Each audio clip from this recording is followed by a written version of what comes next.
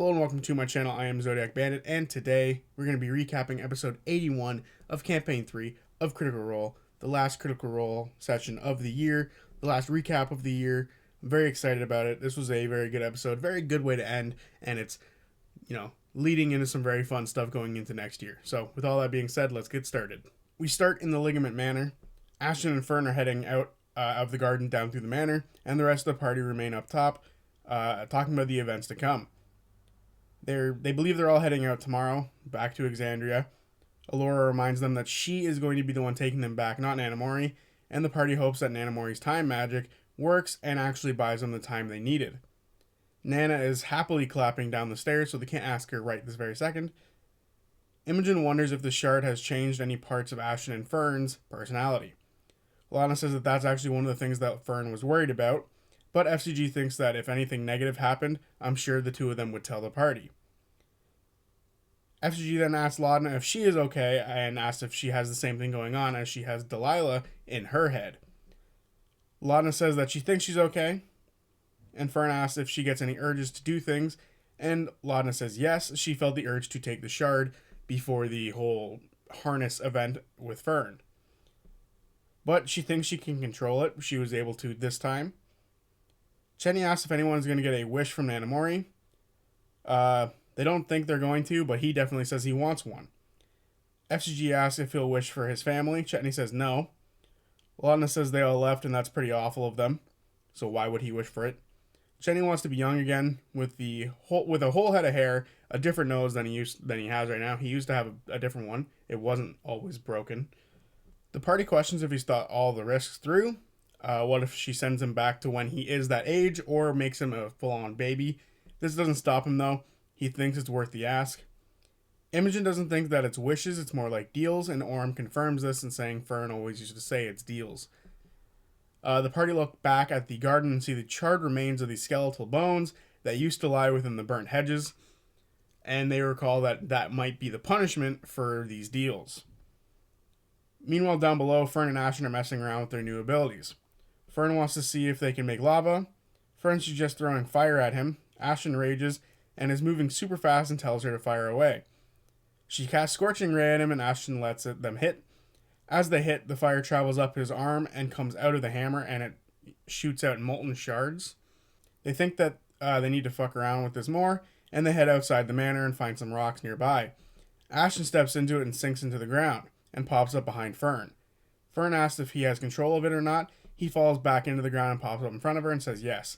She's very excited by this. He holds onto Fern's hand and tries to pull her down as well, but her hand just meets the ground, and he just drifts away. The two of them start running around, and he drifts through the ground in front of her to test out if he can be some sort of shield for her, but the Fey Realm proves to be a difficult place to travel with through the ground, as the trees all over the place and its roots stop him from traveling. Fern thinks about a place they can go to test out his powers more, and she thinks of the ruins they were in for the Trust trial. It's not too far off. Ashton likes that idea, and they head out that way.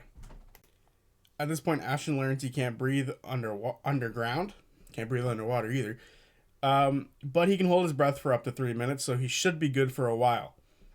As they go, Ashton grabs Fern by her ankles and pushes her along on top of the ground over some rolling hills to test out the abilities further. Ashton wonders what Fern can do. Fern says that she is now fire resistant, and she thinks she can deal extra fire damage, and thinks if someone hits her, she can hurt them with fire. She's also slightly floating above the ground, making it easier for her to travel over difficult terrain. Ashton wants to see if she leaves trails behind of fire when she touches the ground as she floats around. As she floats around, it looks like she looks like she's skating, and she does in fact leave some scorch marks behind as she touches the ground. Ashton wants her to take another shot at the hammer, and she casts Scorching Ray at it again, and she fires the rays at the hammer as Ashton swings it. 3 rays turn into 6, and 5 land all over the area that they are in, and 1 goes back and hits Fern. However, it does no damage to her. At this point, Ashton tries to end his effect. He begins to transform back, and his body now looks like a very sharp, angular gem, almost like his body is made out of diamonds. Fern asks if everything still hurts. He says no, he feels like he's wrapped in some sort of glove right now. Ashton then fully changes back to where he was before, and the pain returns as well. He still has his molten rock arm, which looks odd compared to the rest of him. He feels like himself again, though. He gives Fern a shoulder hug and he takes a bit of fire damage from it.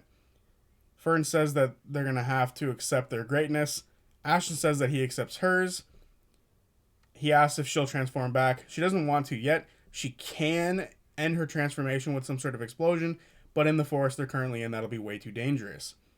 They start to head back, but they take their time going. Ashton hugs her again and feels Fern's heat. They eventually make their way back to the manor. As they get back, Fern's form ends, but there's a tiny flame still in her eyes, and there's a little bit of smoke drifting off of her at all times. They say they have to explore it a bit more, but they should head inside. Chetney is going to go ask about making a deal with Nana Mori. After Ashton and Fern left, Nana went to the collection room.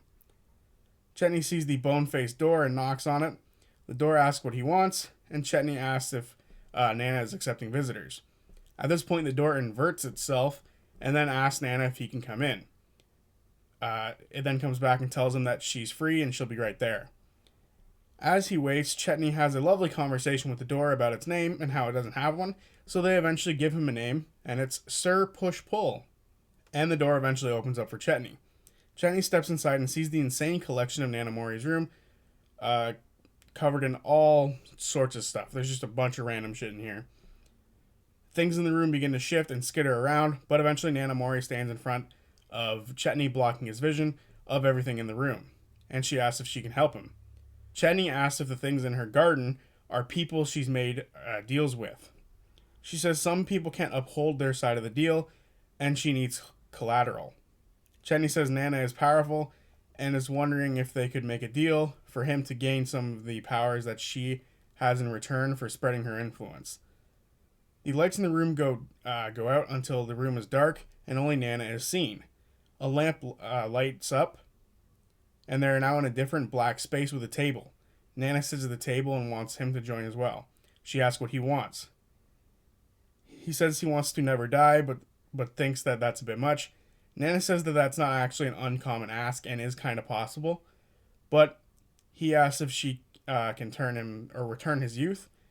Nana says he bounces between dream to dream. He had to come here with one that burns deep within himself. He says toys. He wants to be the most famous toy maker the world has ever known. She says that's just a matter of fate, and a tether appears between the two of them, and she pulls on it a bit. Chetney feels a bit of cold rush through him. She asks what he's willing to offer. He asks what she wants. She wants a piece of the God Eater. He thinks that that's impossible, but a good ask, so it's a deal. He runs her hand over the lantern, and the flame leaves it and goes onto her hand, and they shake their hands. It's a cold flame. She withdraws her hand and says, "Bring me the piece, and he'll be notorious." He opens his eyes and he's back in the collection room, and she tells him to get out. The rest are waiting and ask why he doesn't look any younger. Chetney claims that it's like a birthday wish. You can't tell them about it.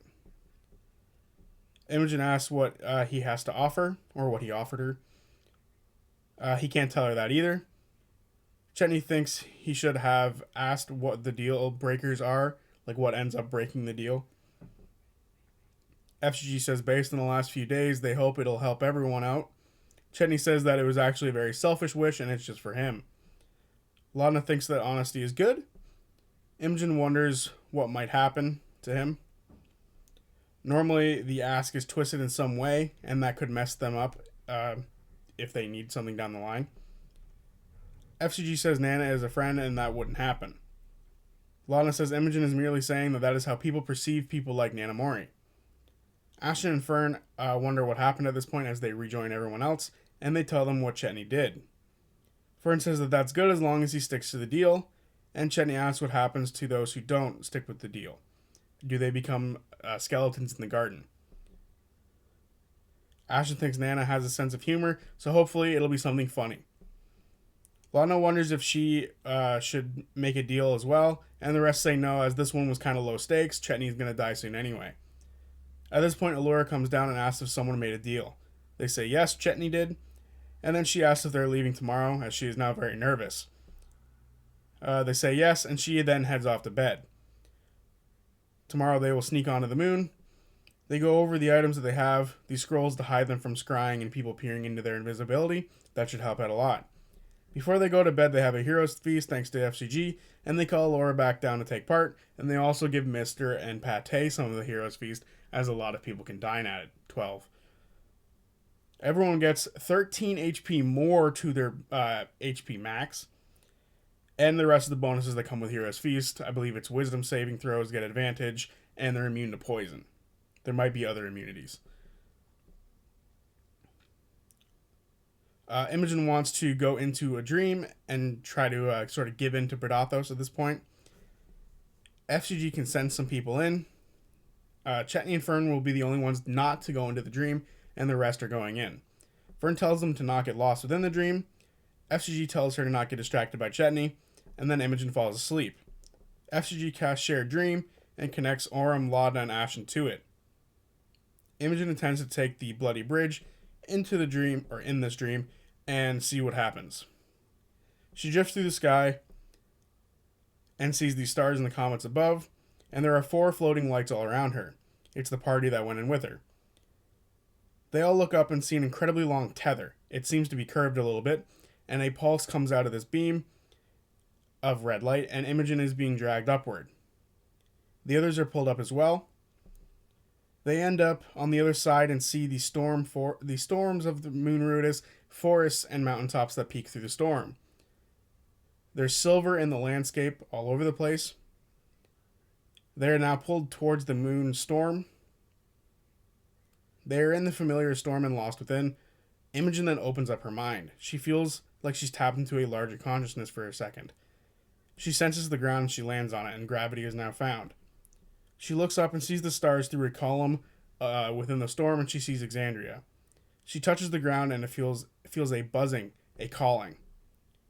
She says to bring her home and accepts the call.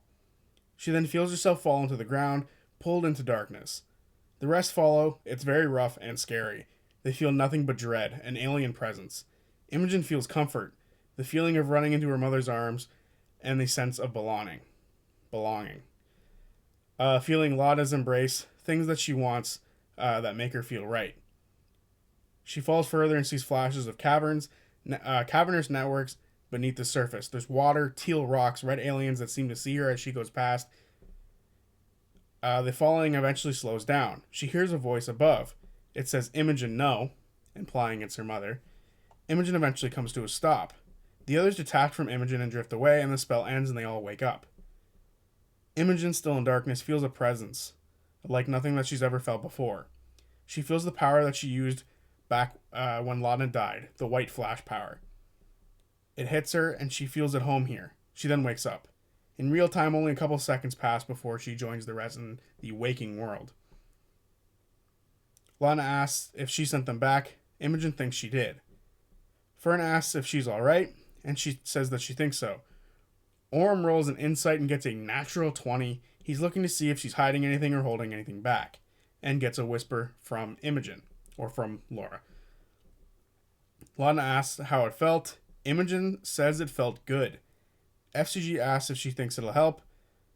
They did see a lot of things.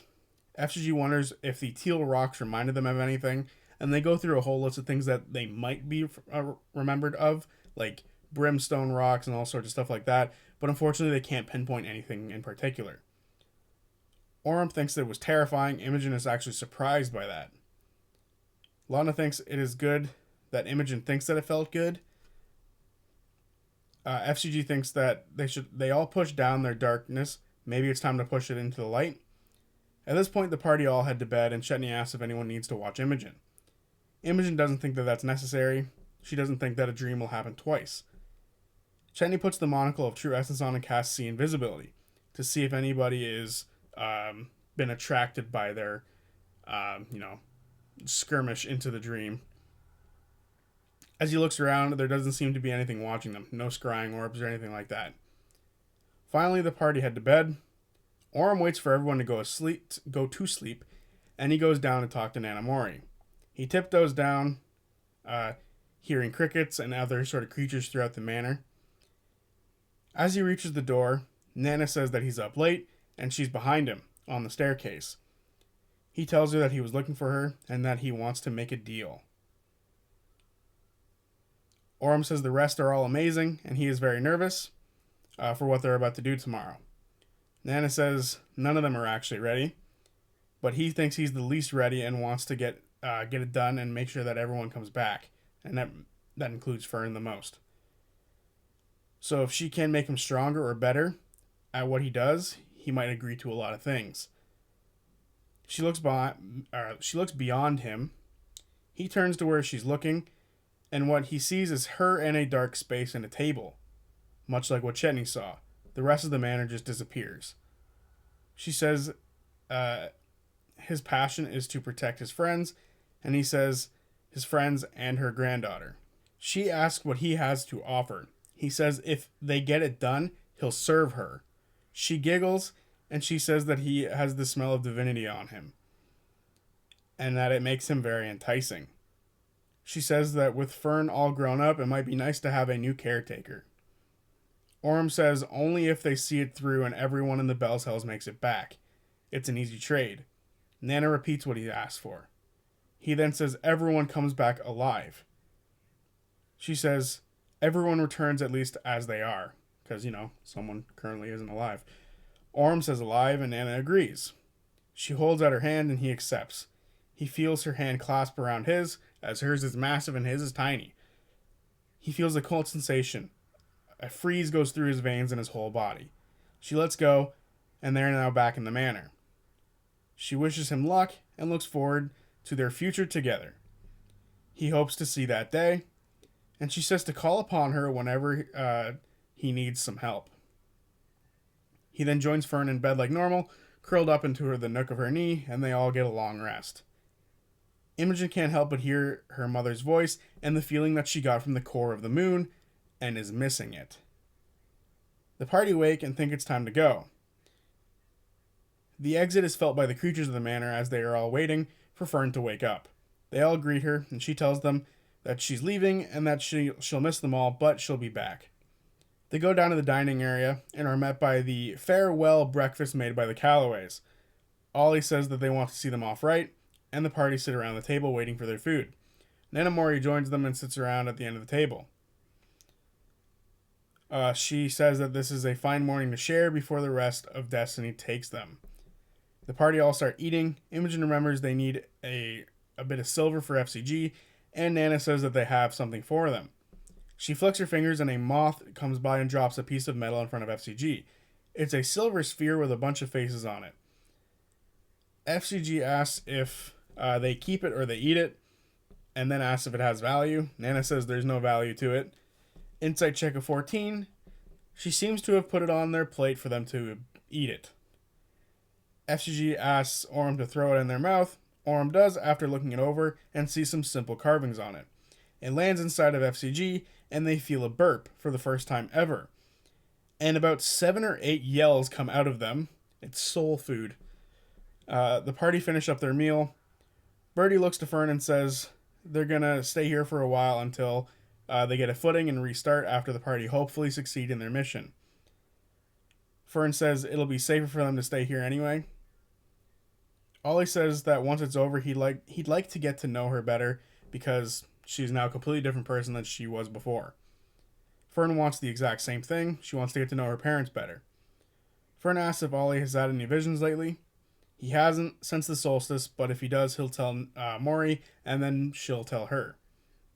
Birdie says the people all around can't stop talking about her fire form, and she's very proud of her. She tells the party that if Fern gets hurt, she'll kill them, and the party agree, and they don't bat an eye at this anymore, as this isn't the first time she said it. It's time to head out. Allura is in the room waiting. She is very not happy about her current situation. She looks to Nana and asks if they'll be given the time magic help that they need, and Nana says that they'll feel it. Imogen asks if they're going to go straight to the dig site. Allura says no, there's going to be an encampment nearby with a bunch of allies. Imogen wonders if they should use the scroll now or wait till they get to the encampment. The party all agree at the encampment. It's time to go. FCG casts guidance on Allura. Fern hugs Birdie and Ollie. They step back and look her over. and see the person that she's become and tell her to come back. Fern says that she will and tells them to be safe. She tells Nana that she loves her, and at this point Nana stands up and begins to reach into the ceiling with a bunch of branches on it, and she's pulling down a bunch of fireflies. Allura starts her spell. She looks around. Nana closes her hands, and a bunch of fireflies land on Allura's magic rod, and eventually time slows. It feels like it takes forever, but eventually Nana Mori opens her hands, and the party begin to fall and land on the ground. They are now in the Hellcatch Valley. There's a red hue to the area, and about a quarter mile away is a fort of with all sorts of war machines around it. There's a chasm where a skyship is hidden, and off in the distance is the Bloody Bridge and the Moon of Rudis, much closer than they remember it. Allura is happy they made it. They are a few miles away from the dig site. The party starts walking toward the encampment, and they see hundreds of legions around the encampment. There's signs of battle, wreckage, skyships destroyed. Nothing seems to be an all-out battle, but small battles testing how things will go. There are war mages building battlements, making walls and barricades. There's carts with ballista on it and other siege weapons with arcana enchantments. Everyone is tense and worried and ready to engage until the soldiers see Allura. The party get to the gate and Allura waves her hand. The gate opens. There seems to be makeshift barracks here. People approach Allura and the party. There's a male orc, thin and handsome, wearing a long red and purple robe. There is another female, silver dragonborn, missing an arm, with a chest plate and wears the symbol of Teldore on it. There's an older man with a red and white robe, and he is extremely ripped and fit and has the Stormlord symbol on him. Allura greets them all away from the party for a bit, and all three of these people look at the party curiously. Allura then introduces the party to these people. The orc is Myth Taker Key Mandozi. The silver dragonborn is Guardian Topher, and I'm going to butcher the last name, Barantius. She's a member of the Teldore Council. And the human is Earthbreaker Grun, someone from Isilra. Grun? Goddamn. Topher says that she's excited to see what they can do. Key wants to see how they gather information. Orm says that they're rough around the edges, but are often underestimated. Grun, at this point, says being underestimated is a very powerful thing, and sees why they are the key to the problem they are facing. Topher notes that Allura tends to deal with motley crews quite often. Allura says that they get more things done than any of the suggestions that Tophers have made. At this point, everyone goes to the war tent or starts making their way to the war tent. The party feel important standing with multiple factions. As they're walking, Fern sees Earthbreaker looking at her and Imogen and switching back and forth between the two. She gets the feeling that she's done something wrong but isn't sure what from. Fern then taps Imogen on the shoulder and they talk within their heads. Fern tells her that Earthbreaker is staring at them and how it seems like he doesn't like them, and tells Imogen to watch for him. The party are ushered into the war tent. The soldiers all stay outside, but the important figures all join inside. And inside is Percy standing on the other side of the table. His sleeves rolled up and he's looking at a bunch of papers and he's very into the work he's doing. Behind him is Keyleth. The tent flaps close behind everyone who go in, and Percy is shocked by the party being there already. Allura says that they went to the Fey Realm, and Percy instantly gets it. Keyleth thanks everyone for being here. She says the party being here is invaluable, as they aren't the size targets that most of the other people in this room are. Because people don't know the party's capabilities, that gives them strength. Allura says that the plan is a bit ramshackle, but it should get them to the Bloody Bridge and past it. The higher-ups explain what they've learned about the dig site and the Ruby Vanguard's tactics, things we've all heard in the past, like how they're able to sort of dismantle healing magic and they can see invisibility. But there's also been tactics about gaining followers, so they are now fighting both a physical fight and a fight of ideals. Percy pipes up and explains the plan. He introduces the butcher wagons which was something that he told the party about before. With the help of magic, they'll be masked as attackers from the northwest side, drawing the defense there, and then the wagons will detonate and spray crimson gore all over the enemy. Luckily, these smart leaders are all on the moon, so hopefully the enemy won't realize that these things aren't really attacking them until it's too late. FCG asks what side they're going to enter on. Grun says the southeast side, and that they'll wait for the conflict to begin before they move in. Grun says they can turn invisible thanks to their efforts last time they were here, but the Ryolans can see invisibility. But Allura gave them these scrolls to protect them from that, so they should be good if they do decide to turn invisible. Grun says his men will be helping on the front lines, and the Stormlord is with them. Hopefully, they can buy them enough time.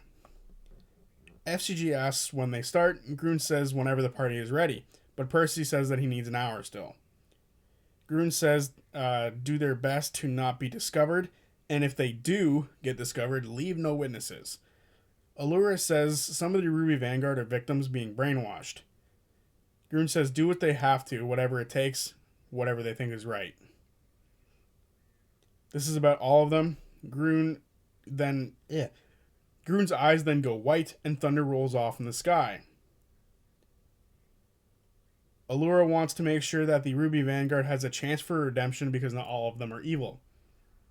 Allura asks at what level of leadership does the redemption no longer matter. Keyleth then stands up and is very serious and says that's for them to decide. FCG asks if they'll be able to get to their post before the wagons go. Percy says yes, hopefully, and then asks how they're doing this because Percy is very nervous. Keyleth says that she'll guide them over there. Then they're on their own after that. But she needs time to prepare the disguise. She needs an hour, just like Percy. Imogen asks how long it'll take to get to their position. Keyleth says at her speed, pretty quick. Ashton asks if they need new disguises. They don't, and the Grim Verity, or the army collection here, can give them some. Fern goes over to Grun as he's talking to the rest of the table. He says that covering up their tracks will be imperative. Allura says when they get there, learn who the Rylai are, what they want, any of their leaders, and if they can be negotiated apart from the Ruby Vanguard, and where Ludinus is and what is his plan realistically.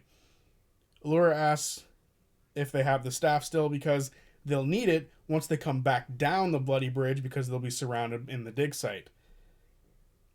FCG says yes, they have it attuned. Fern asks why Grun was looking at them, and he says that he sensed that they are Ruidusborn, they being Fern and Laudna. The other members of the war table are concerned by this. Allura says that these two aren't drawn in by the same pull that the rest of the Ruidusborn are. Topher says that they tried working with Ruidusborn in the past, and where are they now? She looks up toward the moon. Chetney asks what happened, and Topher says that they forgot what they were doing, and they just so happened to join their new friends. FGG says that that won't happen. They just went through a group therapy session. Key says he feels uncomfortable with the plan now, but asks if the others trust Imogen and Fern. Orem says he does, and Allura says that they've already saved lives with their info they've been able to give before. Allura asks if the others trust her. Grun is constantly looking at Fern and Imogen and going back and forth. He says he trusts that they are capable. If they turn, the storm will find them, and asks if Imogen is of the storm. Imogen actually says that she is the storm. FGG says that if he's a man of faith, he should put some faith in the party. Orem looks to Keyleth. He tells her that they have this, and they are as ready as they need to be. Keyleth doesn't think for 1 second that this is a mistake. They are ready to follow with the party's guidance.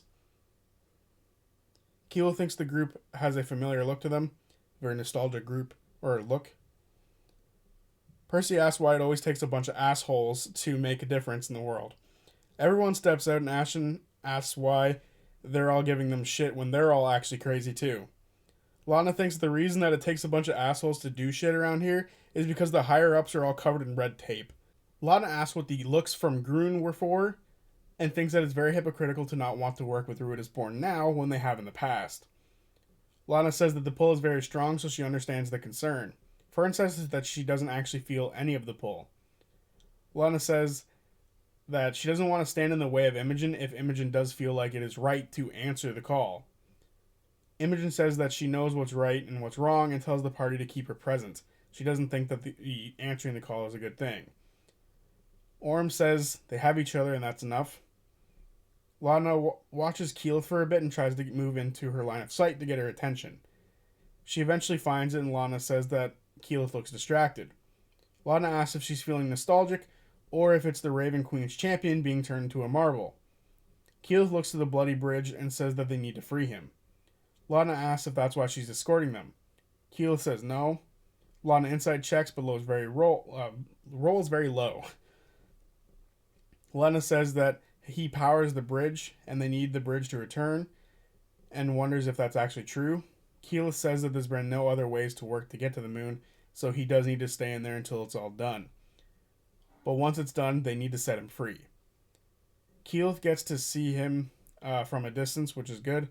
Lana hopes that they can discover why everything is so limiting to get there and hopefully find another way off so they can free him sooner. She'll add that to the list of things they need to learn. Keyleth thanks her for that, and then she says that she's very sorry for everything that's happened to Laudna, and the two go their separate ways. FCG ritual casts telepathic bond so the party can talk quietly within their heads. It makes a group call effectively. Ashton has organized the whole so they can find shit more easily when they need to. The wagons are set up, and there's a weird smell in the air of lots of meats and blood. Chetney is very used to the smell, so there's no worry about him going feral. Imogen feels a hand touch her shoulder, and her eyes flash. She's now in the sky. Groon touched her. She asked if she can help him, and a voice says that you have my eyes. There is much greatness in you. Do not let us down. He pulls away and she hears the sound of rolling thunder, and it was the Stormlord talking to her. Groon just looks at her, nods, and then walks off. Keyleth returns to the party, changed into leathers. There is still a ceremonial design to it, but it's much more functional than her regular ceremonial garb that she's wearing before. She asks if they are all ready, and then she nods. Percy then nods. He says it's time to take him out. He sparks a flare and the wagons begin to move into motion. There's nothing pulling them. It just seems to move on their own power. Allura and Key flank them on the sides, and she nods to the party. Keyleth tells the party to get close. Imogen uses one of the scrolls to help them hide from being seen, and the party feel protected by it. Keyleth casts her spell now, and the winds pick up. The party begin to turn into mist. Now fully mist, they can move hella fast. 300 feet of flying speed, which is fucking cracked. That spell is so cool. The party follow Keyleth as they fly through the sky. Some of them flying for the first time on their own without the need of a skyship or something like that. They eventually they see the landscape. They see the landscape, and they see the red glow coming from the key. They see the butcher wagons. There's now a dust storm sort of surrounding them. They suddenly turn into massive gorillas, rhinos, and ember rocks, which is just a rock that's on fire, which is metal as fuck. The party then land near the dig site, near some withered trees, and they transform back. And now they wait. Keyleth sighs, and she tells them that they have a few minutes before they have to go. The party watch as a bunch of clouds grow thick and dark around the dig site. Lightning begins to flash. Within 10 minutes, one of the worst thunderstorms ever appears surrounding the dig site. The party are given Vanguard attire, and Keyleth raises her hand and begins to pluck her fingers. As she does, lightning strikes onto the dig site, which is sick as fuck. Orym sees the perimeter guards begin to double everywhere. Keyleth is very nervous. She's sweating. She says to let her know when they're ready. The party put the Vanguard gear on, and Fern casts Pass Without a Trace. They can turn invisible, but not all of them, so they decide not to do that. Keyleth says that the cloud form is up for the next 8 hours, but it takes a minute to get into it and a minute to get back, and whether or not they stay in it when they go into the Bloody Bridge might be dangerous, so they can't use it for the current situation of invading the dig site. They're about a quarter of a mile out from the dig site. The party step into the heavy winds of the storm. Fern leads with Orym's help. She makes a survival roll to ensure that they keep themselves on track to where they're going within the storm. She rolls a 29 because she's cracked, and she leads them through with no issue. Fern, filled with confidence, guides them through the storm. They hear the thunder cracks above, going off more and more as they move closer. Horns begin to sound off in the dig site. As they creep closer, it's time for a stealth check. 31 from Orym, 35 from Laudna, 27 from FCG, 31 from Fern, 25 from both Orym and Imogen, and 37 with a natural 20 from Ashton. Holy shit. That might be some of the best stealth rolls in the entire history of Critical Role. I don't know if Vax got any higher. I feel like Vax might have gotten like a 40 at one point. But anyway, they break through the dust storm and see crawlers pour out towards the opposite side of the dig site, towards the wagons. They see dozens of Ryolan juggernauts and a bunch more flying above, all moving toward that direction as well. They watch the amber rocks fly down and cause fires to erupt all over the dig site. The party know that there are spells being cast from within the illusion, so it's not actually the rocks landing on anything. They watch the gorillas and the rhinos charge and slam to the dig site, spraying crimson blood everywhere. The party begin to creep in their way inside to the dig site. However, this is where the session ends. Matt also shows off a map of where they're going to be starting when they first arrive in the next session. They see that there is a egg-shaped automaton waiting for them, and that's the end of the session. And there you have it, episode 81 of Campaign 3 of Critical Role. Super fun episode. I'm very interested in a bunch of the characters that we got introduced to. I'm very excited to see what sort of combat we get next time when we come back in 2 weeks. 2 weeks is painful. It's 2 weeks. Why is it 2 weeks? 2 weeks for MMA to come back. 2 weeks for Critical Role to come back. Everything's 2 weeks. My weekends are so dead for the next 2 weeks. It sucks so much. But beyond that, this was a super fun episode. Super interested in what's happening next in the new year. And yeah, just really excited to see a lot of the stuff. The elemental forms, I'm very excited to see what the punishment is. I know a lot of people are very happy that they got a power up. I'm excited to see the punishment because as a DM, checks and balances exist for a reason. So I'm very excited to see what the punishment is. If I were to make a guess, I would say a point of exhaustion would be while it could be a painful one to deal with, it would make them pick and choose when to use their elemental forms a lot more important. Because now all of a sudden I have to risk a point of exhaustion, which is a very big penalty, especially if you continuously use it. We don't know how many times they have a use of it for a day, but if it's more than one and they get more than 1 point of exhaustion, that could get very dangerous very quick. So yeah, I think that would be a nice little balance out for it to see how often they choose to use it or not. But beyond that, I do want to say one more thing, and that is goodbye to Crit Role Stats. They have been a good recording base for a lot of the stuff and information that you need on Critical Role, and unfortunately they're ending their website, or not ending it, but they're done sort of updating their website and their Twitter after this year, which kind of sucks because they've been a very useful tool for me. I've used them for correct names, correct titles, locations, weapons, weapon information throughout the last 2 years of me doing this, so it very much sucks that they're going away. And they've also been where I got the player stat sheets for when I did the battle, or when I'm doing the death battle videos, which more of those will be coming. But, it sucks that they're going away. It means that we won't get any more updated character sheets from them. We'll have to sort of piece together as they level up and figure out what they have, which isn't too hard, but also much easier with Critical Role Stats doing it for me. But I just want to say a proper send-off on this channel for them because they've been a very useful tool for me. So, yeah, very much sucks that they're going away, but what can you do? They're moving on to greener pastures or whatever else they want to do. So, yeah, thank you, Critical Role Stats or Crit Role Stats, for helping me out in this journey for the last 2 years. You've been a very helpful tool. And with that out of the way, I will still be making videos for Critical Role for the next 2 weeks, so the holidays I will still be making videos. So yeah, I'll see you guys on Tuesday for whatever video I make next. Merry Christmas, because next time I'll see you, it'll be after Christmas. So Merry Christmas right now, and until then, peace.